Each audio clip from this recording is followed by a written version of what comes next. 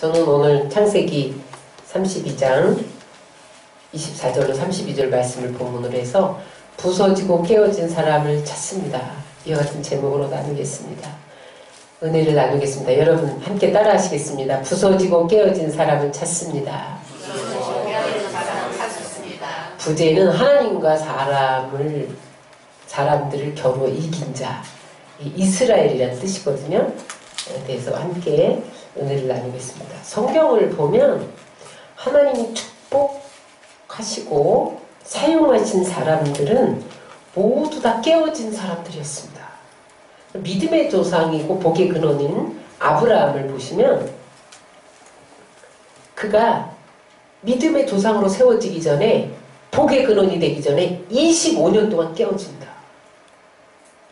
그래서 가나안 땅에 기근이 들자 애굽 땅으로 내려가서 거기서 깨어지고 거기서 아내를 팔아먹는 수치를 당하고 그러면서 깨어지고 조카 롯에게 배신당하면서 깨어지고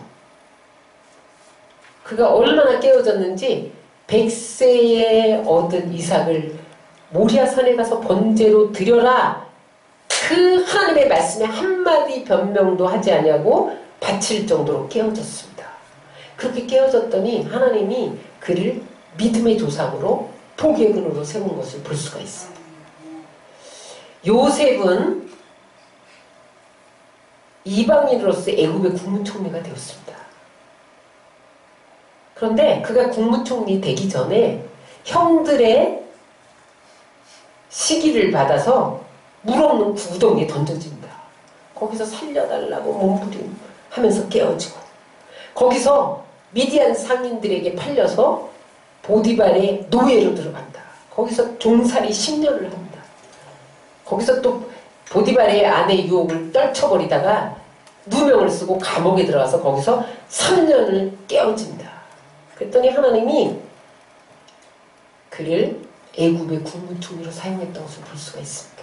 나중에 형들을 만날 때 형들이 자기 팔아버려서 험악한 세월 13년을 지냈잖아요. 그럼에도 불구하고 뭐라고 고백하냐면 내가 이리로 오게 한 것은 당신들이 아니요 하나님이 나를 먼저 보내서 이스라엘을 구하게 하시려고 나를 먼저 보냈을 뿐입니다. 그러면서 용서하고 오히려 사랑의 눈물로 그들을 부둥켜 안는 사람이 됐던 것을 볼 수가 있어요. 모세도 마찬가지예요. 출애굽 지도자로 사용될 때까지 미디안 광야에서 40년을 깨어집니다.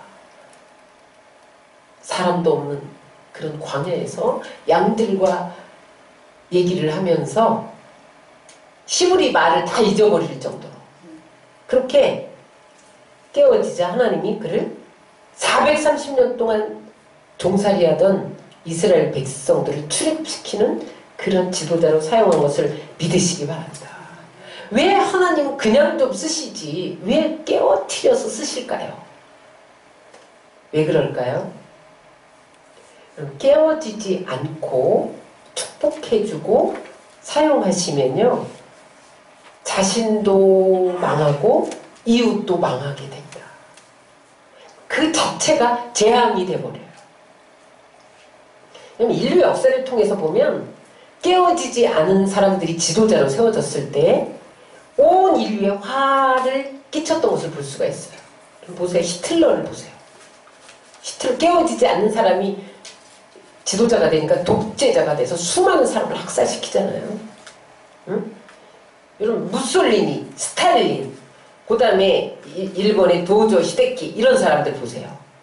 깨어지지 않은 채로 자기중심적이고 강한 그러한 사람이 한 나라의 지도자로 세워졌을 때 많은 사람이 고통을 당하고 인류가 화를 당했던 것을 볼 수가 있습니다.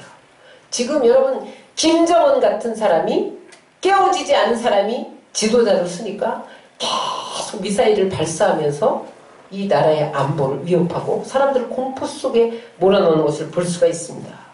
그래서 하나님은 우리에게 복 주시기 전에 우리를 쓰시기 전에 먼저 깨어지는 과정을 거치게 하신다는 겁니다. 그런데 어떻게 깨어뜨리시느냐?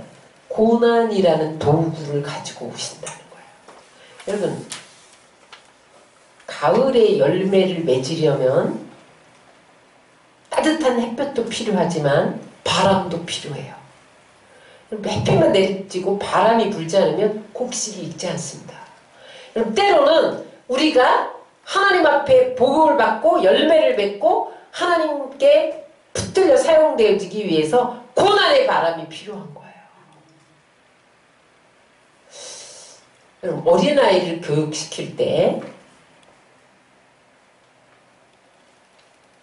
잘못하면 어머니가 매를 때리잖아요. 근데 그때 이 아이가 엄마를 부둥켜 안고 잘못했어요. 그러면서 내려놓으면 거기서 끝납니다. 그런데 이 아이가 고집 부리면서 내가 뭘 잘못했냐고 따져대면 10대를 맞습니다.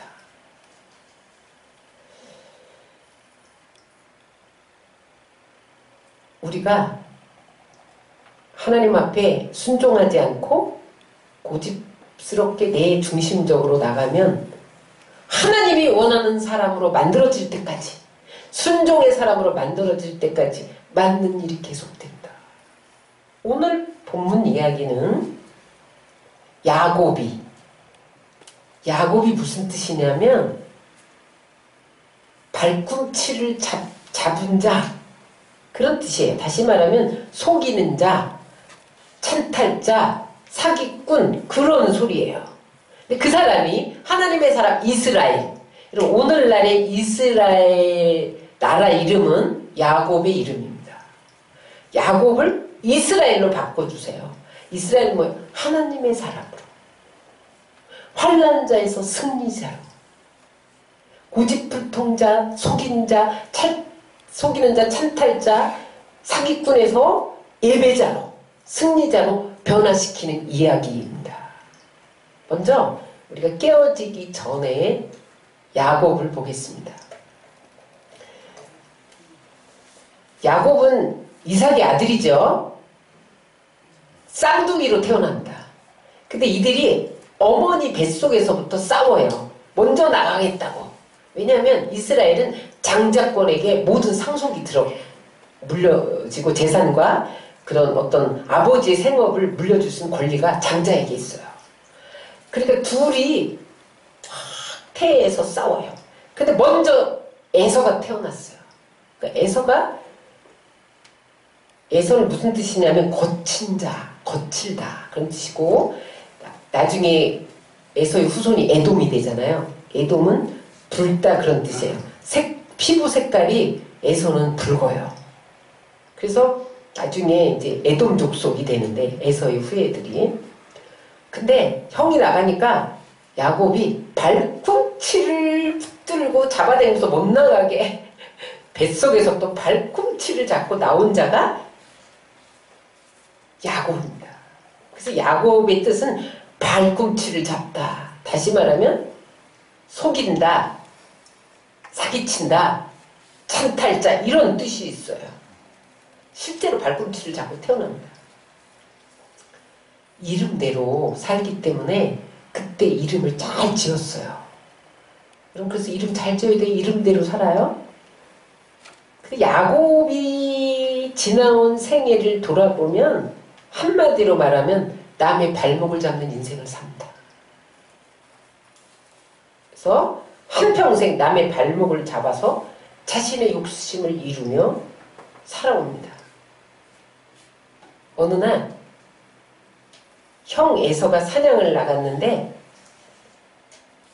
사냥 갔다 올 때 너무너무 배가 고픈 거예요. 그때 야곱이 팥죽 한 그릇을 가지고 흥정을 합니다. 아니, 형이 지금 배고프다면 팥죽을 그냥 주면 되는데 얼마나 허기지냐고, 어서 먹으라고. 이게 동생이잖아요. 흥정을 해요. 형, 지금 배고프지? 내가 팥죽 한 그릇 줄 테니까 장작꽃 팔어. 그러니까 그때 이 에서가 얼마나 허기졌으면 내가 지금 이걸 안 먹으면 죽을 것 같아. 그러니까 그 장작권이 무슨 소용이냐. 그래, 장작권 가져가. 팥죽 한 그릇에 장작권을 사버린 이 꾀돌이가 야곱이었습니다. 또 어느 날 이삭이 눈이 어두운데 별미가 먹고 싶은 거예요. 근데 에서가 사냥을 하고 와서 그 사냥해온 노루나 뭐 꽁이나 막 이런 걸 잡아다가 아버지 별미를 해드렸어요. 그날도 이삭이 눈이 어두웠는데 에서가 사냥을 갔다니까 사냥해서 왔나? 에서야, 나 별미 좀 먹고 싶다. 별미 좀 가져와라. 이렇게 불렀어요. 그랬더니 어머니 리브가는 야곱을 더 사랑했어요. 에서한. 그러니까 야곱에게 뭐라 하냐면 내가 염소를 잡아서 별미를 만들어 줄 테니까 아버지 입맛에 가장 딱 맞게 하는 게 어머니잖아요. 별미를 만들어 줄 테니까 내가 가져가서 축복해달라고 해라. 그래서 야곱이 형 에서의 옷을 입고 형 에서는 붉은 자면서 털이 났거든요. 손에. 그러니까 이 염소 털을 이렇게 염소 장갑을 꼈는지 아무튼 털을 이렇게 변장을 하고 아버지에게 가서 축복권을 가르칩니다. 사냥해서 에서가 돌아와서 아버지께 나가면서 아버지 나를 축복해 주세요. 그랬더니 이미 다 축복했잖아. 그때 에서가 나의 모든 것을 야곱이 다 뺏어갔구나. 그래서 동생 야곱을 죽이려고 작정을 합니다. 그랬더니 이것을 알아차린 어머니가 얼른 야곱에게 얼른 보따리 싸서 하란에 있는 외삼촌 집으로 도망가게 만듭니다. 그래서 외삼촌 집에서 20년을 사는데요. 여러분 하나님은요 정확한 하나님이에요. 이 사기꾼 속여서 장자권 축복권 다 빼앗아 가지고 도망간 이 야곱을 하나님이 누구에게 붙이냐면 한 수 더 뜨는 사기꾼 삼촌 나만에게 붙여요. 나반에게 붙여요. 그래서 이제 거기 가서 이제 머슴살이를 하는데 나반의 딸 둘이 있어요. 레아와 라헬이 있었는데 야곱은 라헬을 사랑했어요. 그래서 삼촌에게 내가 7년 동안 상을 안 받고 무료로 노동해 줄 테니까 라헬을 나에게 아내로 달라고 그래요. 그랬더니 라반이 그렇게 하겠다고 약속을 하는데 결혼식하고 이제 첫날 밤을 지나고 보니까 라헬이 아니고 레아인 거예요. 아니 라헬인데 그땐 전등불이 없었잖아요. 그러니까 아니 응? 라헬을 달라고 그랬는데 왜 레아를 주셨냐고 그랬더니 이 라반이 뭐라 그래요? 7년을 더 무료로 하라는 거야. 그럼 라헬을 또 준다는 거예요. 여러분 야곱이 형을 속이고 아버지를 속이고 도망갔는데 하나님이 한 수 더 뜨는 사기꾼 삼촌을 만나서 속임을 몇 배로 당합니다. 나중에 품삯을 10번이나 속여요. 뭐 7년만 더, 그러니까 14년을 공짜로 일해 준 거야. 그리고 나중에 품삯을 계속해서 속입니다. 속이는 자는 속임을 당하는 거예요. 성경에 갈라디아서 6장 7절에 무엇이라고 말씀합니까? 사람이 무엇으로 심든지 그대로 거둔대요. 갈라디아서 6장 7절을 다 같이 읽겠습니다. 스스로 속이지 말라. 하나님은 업신여김을 받지 아니하시나니 사람이 무엇으로 심든지 그대로 거두리라. 여러분 속임을 심으면 속임을 걷습니다. 정직을 심으면 정직을 걷습니다. 투수의 법칙이에요. 응? 그래서 14년을 무료로 봉사하고 또 10번의 품삯을 속임당하고 그랬지만 하나님이 그가 떠날 때 베델에서 약속한 것이 있잖아요. 내가 거부가 돼서 돌아오게 하리라. 그래서 하나님이 은혜를 주세요. 그 약속 때문에. 그래서 20년 머슴살이에 상상을 초월한 거부가 돼서 돌아와요. 그 이야기가 32장 10절에 있는데 어느 정도냐면 다 같이 읽겠습니다. 나는 주께서 주의 종에게 베푸신 모든 은총과 모든 진실하심을 조금도 감당할 수 없사오나 내가 내 지팡이만 가지고 이 요단을 건넜더니 지금은 2때나 이루었나이다. 지팡이 하나 달랑 들고 도망갔는데 올 때는요 소떼, 양떼, 염소떼, 북떼를 막 이루고 거부가 돼서 돌아왔다는 거예요. 그래서 이제 난 거부가 됐으니까 나 이제 돌아가겠습니다. 그리고 이제 돌아와서 야복강 나루터에 이르렀는데 갑자기 형이 두려워지는 거야. 20년이 지났지만 형이 지금 복수의 칼을 갈고 있을지도 몰라. 그래서 정탐꾼을 보내요. 그랬더니 정탐으로 갔던 사람들이 뭐라 그러냐면 에서가 지금도 20년 동안 복수의 칼을 갈다가 400명의 군사를 이끌고 죽이려고 지금 마중 나오고 있다는 거예요. 그러니까 두려움이 임한 이 야곱이 또 머리를 돌리는 거야. 머리를 돌려 잔꾀를 내는데 그게 뭐냐면 형이 선물을 받으면 마음이 누그러질 거야. 그래서 암염소 200마리, 순염소 20마리, 암양 200마리, 순양 20마리, 낙타 30마리, 암소 40마리, 황소 10마리, 암낙이 20마리 가축을 예물로 보내요. 먼저 가축들이 막 물질로 마음을 녹여보려고 애를 써요. 응? 그 이야기가 32장 20절에 나와요.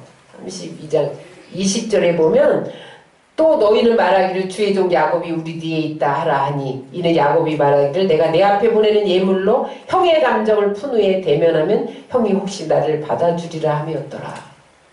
이렇게 말씀하고 있어요. 그래서 이제 예물을 보냈는데 예물을 보내놓고 형을 가만히 생각하면 형은요 한 번 하나면 물불을 안 가리는 사람이야. 그러니까 안 되겠다. 만약에 예물을 다 뺏고 사람을 죽일 수도 있어. 나를 죽일 수도 있어. 그러니까 가족들을 먼저 보내요. 얼마나 약삭빠르고 자기중심적이에요. 자기가 살기 위해서 아내, 자식, 여종, 남종 할 것 없이 다 먼저 야복강을 건너게 하는 거예요. 너희들 총알바지로 보내는 거예요. 총알바지. 응? 그런데 하나님이 이 약삭 빠르고 자기중심적인 이 사기꾼을 찾아오십니다. 자, 찾아오셔서 하나님이 한 역할이 뭐냐는 거예요. 따라 하시겠습니다. 부수고 깨뜨리시는 하나님. 다 보내놓고 약복강 나루터에 홀로 남았어요. 그런데 날이 어두워지는데 갑자기 한 사자가 사람이 나타나서 야곱의 멱살을 딱 잡는 거예요. 뭐라 그러냐면 이놈아 건너가! 응? 처자와 살아도 같이 살고 죽어도 같이 살아야지 이 비겁한 놈 빨리 건너가! 막 이러면서 소리를 치면서 멱살을 잡는 거예요. 야곱이 그때까지 난 못 갑니다. 버팁니다. 그래서 씨름이 벌어졌어요. 응? 빨리 가라 이 비겁한 놈아. 처자 다 죽이고 너만 살려고? 죽어도 같이 죽고 살아도 같이 죽어야지. 빨리 가! 나는 못 갑니다. 계속 싸움이 벌어졌어요. 얼마나 고집이 센지 날 새도록 밤새도록 씨름을 한 거예요. 그럼 그때 사자는 육신으로 오시기 전 예수님입니다. 예수님이 나타나서 응? 씨름을 한 거죠. 여기 씨름은 야곱이 기도한 거예요. 약복강 나루터에서 나를 축복해 주지 않으면 보내지 않겠습니다. 나를 축복하고 가세요. 막 그러면서 매달렸다는 거예요. 그러니까 나중에 이 사자가 손을 들어서 뭘 쳤다 그랬어요? 넓적다리. 옛날 성경에는 환도뼈라고 나와요. 환도뼈. 환도뼈를 쳤어요. 환도뼈가 뭐냐면은 여기가 환도뼈예요. 그래서 상체를 지탱해주면서 하체를 연결시켜주는 기능을 마비시킨 거죠. 그러니까 환도뼈를 치니까 쩔뚝거리기 시작했어요. 무슨 말이에요? 도망칠 수 없다는 거야. 너 에서 아버지 속이고 하란으로 외아저씨 집으로 도망갔지? 이제 넌 도망갈 수도 없어. 무슨 말이냐? 야곱이 의지하던 기둥과 같은 다리를 무너뜨리면서 그가 의지하던 모든 것을 꺾어버렸다는 뜻이에요. 그래서 여러분 지금 환도뼈를 친 이 의미는 무엇이냐면 이제부터 내 힘 의지하지 말고 내 지혜 의지하지 말고 하나님만 의지해야 한다는 것을 몸으로 깨닫게 해주기 위해서 환도뼈를 친 거예요. 아멘. 그때에 응? 야곱이 나를 축복해달라고 매달립니다. 그리고 더 이상 대항할 수 없으니까 항복을 하게 됩니다. 여러분, 혹시 우리는 어떤지 돌아보시기 바랍니다. 하나님이 치셔야 할 환도뼈가 남아있지 않은지. 그게 뭐예요? 내 욕심, 내 이기심, 자존심, 교만, 고집, 불순종, 습관적으로 짓는 악한 관습, 이런 것들이 환도뼈입니다.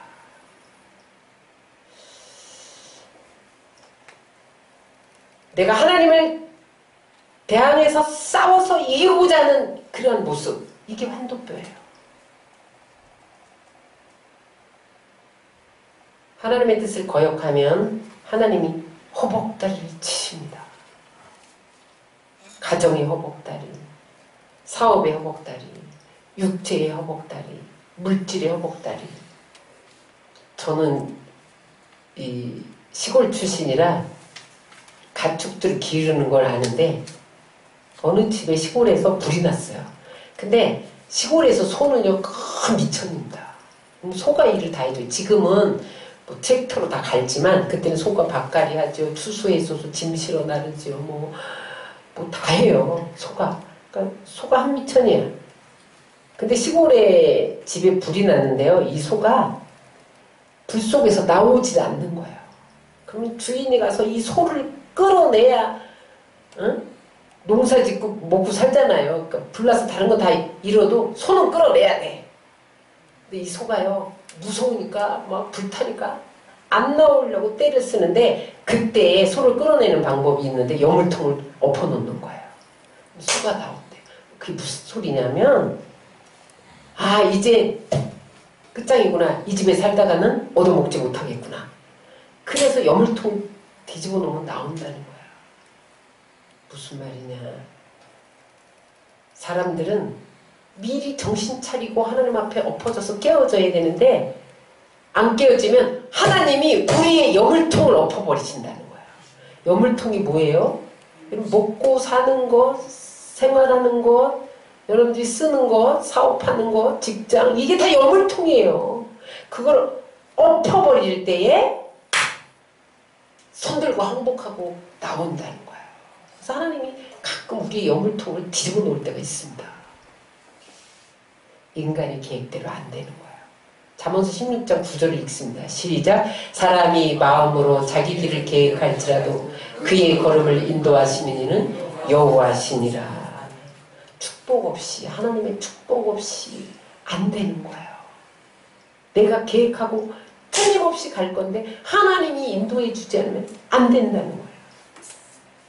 가정도 하나님이 축복해 주셔야 돼요. 자식도 하나님이 축복해 주셔야 돼요. 사업도 하나님이 축복해 주셔야 되는 거예요.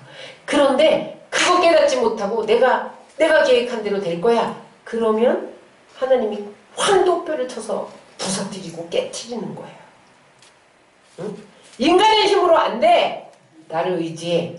그게 환도뼈를 치는 겁니다. 근데 그 방법이 뭐냐면 세 번째, 부수고 깨트리는 방법이 뭐라고요? 고난이에요. 부수고 깨트리는 방법이 시련과 고난입니다. 여러분, 대장장이는 연장을 만들기 위해서 쇠붙이를 불에 넣었다가 물에 넣었다가 불에 넣었다가 물에 담궜다가 그리고 자기가 원하는 모양이 나올 때까지 망치로 두드려요. 그래도 안 되면 또 불에 넣었다가 물에 넣었다가 그래서 소중한 연장으로 만들어가는 거예요. 하나님이 우리를 만드실 때 물을 통과시키고 불을 통과시킨다는 거예요. 고난에 물을 통과시키고 시련에 불을 통과시킨다는 거예요. 왜냐하면 깨어짐은 마음의 변화로부터 시작됩니다. 어떤 인격 수양이나 도덕이나 어떤 세상의 가르침 갖고 깨어지지 않아요. 마음이 변화돼야 깨어지는 거예요. 그래서 그런데 사람은요 고난이 와야만 깨어져요. 하나님이 그걸 아세요. 고난이 안 오면 자기가 유능한 줄 알아. 고난이 오면 나의 무력함을 호소하게 된다. 하나님 정말 아무것도 할 수 없네요. 그래서 엎어져서 그때 하나님 앞에 돌아오는 거예요. 그래서 고린도전서 10장 13절에 보면 하나님 우리에게 고난을 허락하시는데 감당할 고난만 주신다는 거예요. 응? 10장 13절을 다 같이 읽겠습니다. 사람이 감당할 시험 밖에는 너희가 당한 것이 없나니 오직 하나님은 미쁘사 너희가 감당하지 못할 시험당함을 허락지 아니하시고 시험당할 쯤에 또한 피할 길을 내사 너희로 등이 감당하게 하시느니라. 그래서 여러분 시험이 올 때 딱 하나님 앞에 깨워줘야 돼요. 그러면 그때 자기의 이 꾀를 버리게 돼요. 안 되는구나.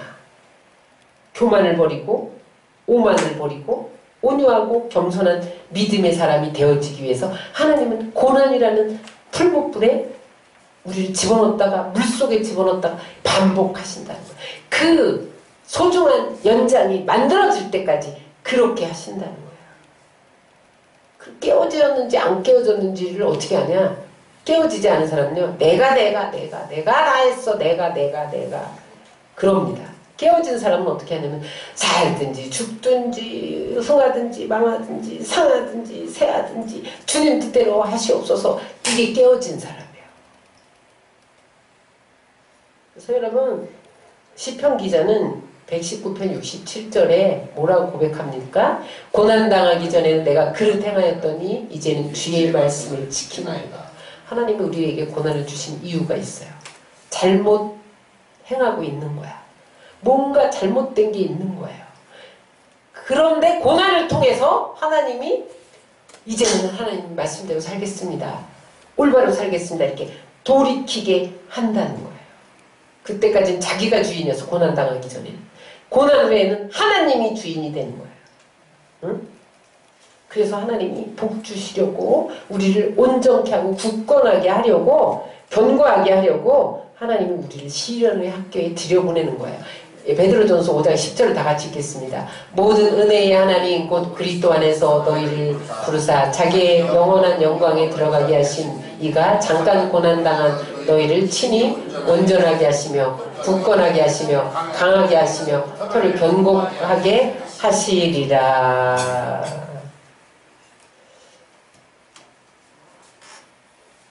여러분 밤과 낮이 이렇게 번갈아 이렇게 교체돼야 하루가 되는 거잖아요. 낮만 있으면 하루가 아니에요. 밤도 와야 하루예요.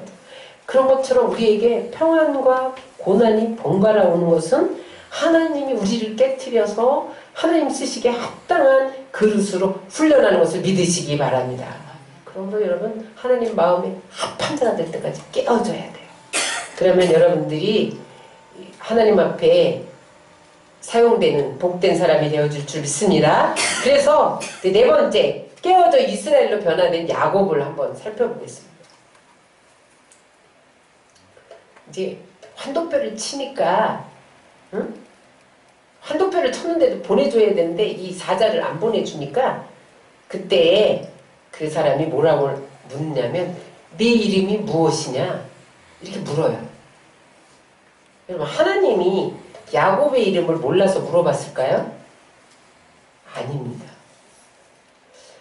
네 자신을 얼마나 알고 있느냐 그걸 물어본 거예요. 20년 전에 이와 비슷한 상황이 있었어요. 이삭이 별미를 만들어 와라. 그래서 아버지를 속여서 막 이 에서의 옷을 입고 털 북수리 만들어 갖고 속여서 가져갔잖아요. 그랬더니 아버지가 뭔가 이상한 거예요. 네가 에서냐?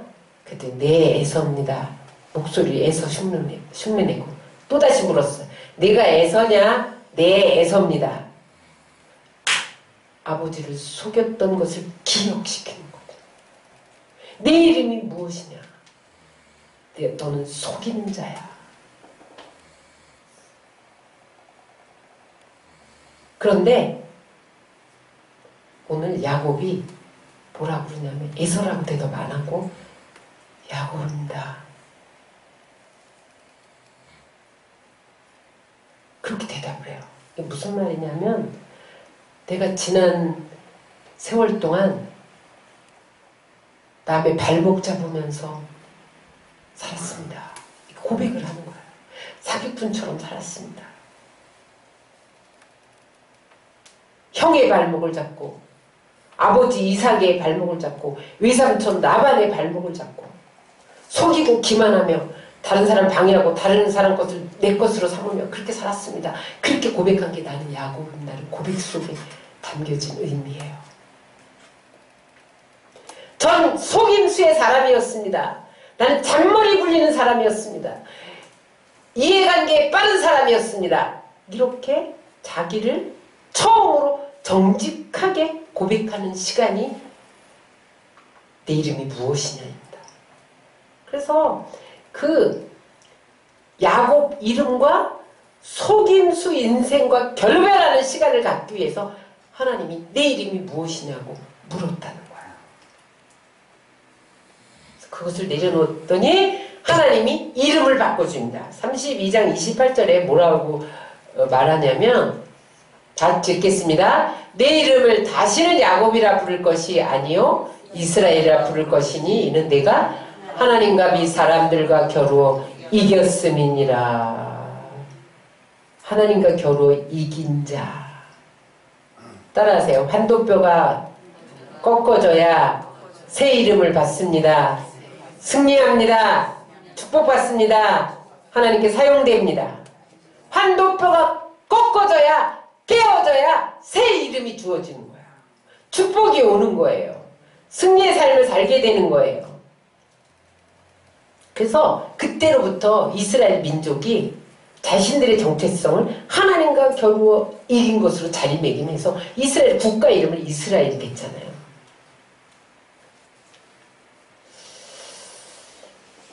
여러분, 과거에 우리가 야곱처럼 살았다면 오늘 이것을 내려놔야 된다. 그리고 하나님 앞에 깨어진 모습 보여주면 하나님이 이스라엘로 축복해 주시는 거예요. 그래서 이름을 이스라엘로 바꿔 주신 그곳을 야곱이 뭐라고 이름을 붙였냐면 부니엘이다 이렇게 이름을 붙였어요. 32장 30절로 31절에 보면 다 같이 읽겠습니다. 그러므로 야곱이 그곳 이름을 부니엘이라 하였으니 그가 이르기를 내가 하나님과 대면하여 보았으나 내 생명이 보존되었다 하미더라. 그가 부니엘을 지날 때 해가 돋았고 그의 허벅다리로 말미암아 절었더라. 부니엘을 지날 때 해가 돋았다.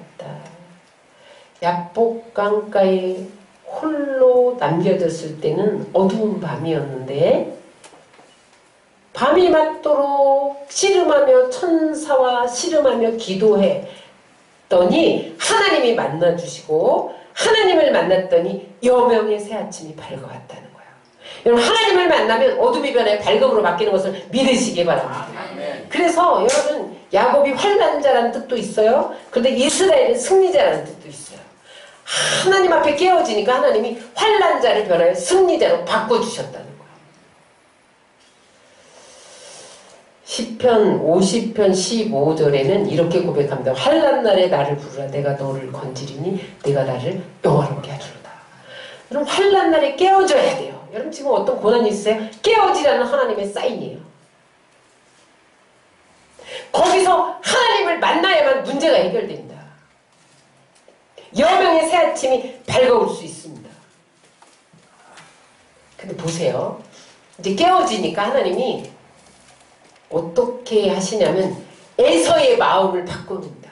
에서가 지금 400명의 군사를 이끌고 단칼에 죽여버리겠다. 20년 전에 네가 나를 속여서 장자권 축복권 다 뺏어가고 도망갔어. 단칼에 죽이리라. 이러면서 막 400명 군사를 입고 말 타고 오는 거예요. 근데 야곱이 야복강 나루터에서 천사와 씨름하며 깨어져서 이제 하나님을 만났더니 하나님이 에서의 마음을 움직이기 시작했어요. 저 멀리에 야곱이 보이는데 뭐 밤새 천사와 씨름하고 머리는 틀어졌고 옷은 머리 막 산발이 돼서 옷은 이렇게 막 찢어지고 천사하고 씨름하느라고 쩔뚝대고 오는 거예요. 근데 갑자기 에서의 마음에 불쌍한 생각이 드는 거예요. 칼을 빼어들고 죽이려고 오던 칼을 떨어뜨리고 가서 말에서 내려서 야곱을 끌어안고 목을 끌어안고 울어버립니다. 그 이야기가 33장 4절에 있어요. 에서가 달려와서 그를 맞이하여 안고 목을 어긋맞추어 그와 입 맞추고 서로 우니라. 여러분, 하나님 앞에 깨워지고 하나님의 사람으로 바꿔지니까 어떤 역사가 일어나요? 주일이라는 사람이 호위병으로 바꿔져요. 응? 보호자로 바뀌어져요. 여러분, 다시 말씀드립니다. 문제가 해결되는 건 환경이 아니에요. 따라하세요. 문제가 해결되려면 내가 먼저 변해야 된다. 내가 변하면 환경은 변하게 돼 있어요. 사람들이 환경이 변해야 내가 변한다고 생각하는데 그렇지 않습니다. 내가 변하면 하나님이 환경을 변화시켜 주세요. 그리고 창세기 33장 12절에 보면 야곱이 변화되니까 에서가 어느 정도로 변화되냐면 우리가 떠나자. 내가 너와 동행하리라. 함께 하겠다는 거예요. 이제. 여러분, 얼마나 놀라운 일이에요. 야곱이 죽고 이스라엘로 다시 태어나니까, 변화되니까 승리자가 된 것을 믿으시기 바랍니다. 여러분, 우리의 삶에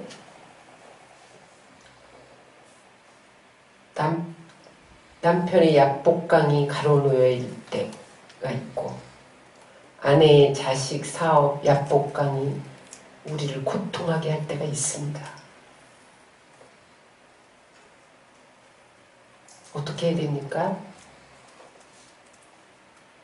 분이엘의 새 태양이 떠오르게 하기 위해서는 깨워져야 됩니다. 이스라엘로 변화되어져야 됩니다. 한 알의 밀알이 떨어져서 부서져야, 흔적이 없어져야 싹이 나고 열매가 나는 거예요.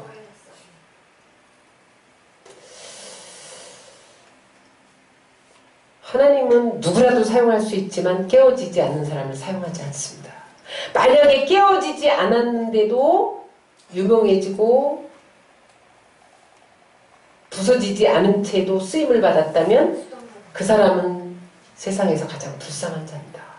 왜냐하면 다른 사람을 해코지하고 인류에 화를 끼치게 되기 때문입니다. 여러분, 김정은은 깨어지지 않은 채로 지도자가 됐죠. 어린 나이에.